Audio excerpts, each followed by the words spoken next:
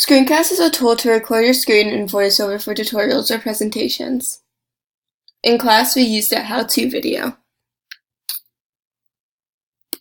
So you can come up here and choose any of these colors. I'm going to choose pink. And click off to the side. And now we're going to choose one of the fun images. As you can see, there are many options.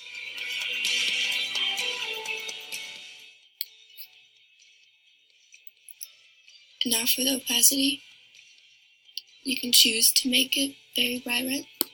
More text.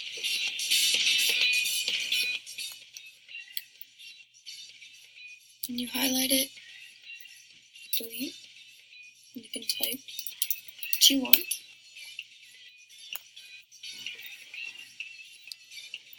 And then to edit it, you highlight it again, and you can choose a font, size, color, etc.